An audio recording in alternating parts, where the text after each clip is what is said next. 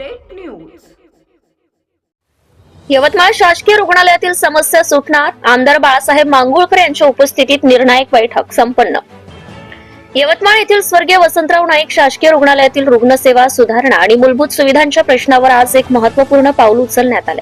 रुग्णसेवक प्रवीण आडे यांनी केलेल्या उपोषणाची दखल घेत यवतमाळ विधानसभा मतदारसंघाचे आमदार बाळासाहेब मांगुळकर यांच्या उपस्थितीत अधिष्ठाता कार्यालयात आज 12 जानेवारी रोजी महत्त्वाची बैठक पार पडली।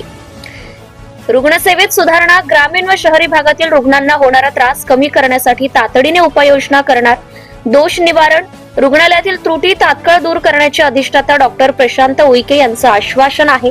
सर्व विभाग प्रमुखांच्या एचओडींच्या उपस्थितीत प्रत्येक मागणीवर सविस्तर चर्चा होणार। रुग्णसेवक प्रवीण आडे यांनी कॉम्रेड सचिन मनवर यांच्या मार्गदर्शनाखाली 6 ते 10 जानेवारी दरम्यान आमरण उपोषण केले होते। या आंदोलनानंतर रुग्णालय प्रशासनाला जाग आली असून आमदार मांगुळकर यांनी स्वतः या प्रकरणी लक्ष घातल्याने रुग्णसेवेचा प्रश्न मार्गी लागल्याची चिन्हे आहेत।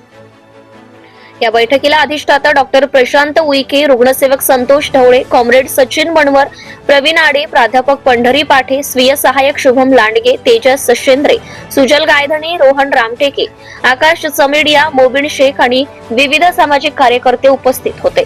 प्रतिनिधी Syed Mateen, Yavatmal. Subscribe now and press the bell icon. Never miss an update.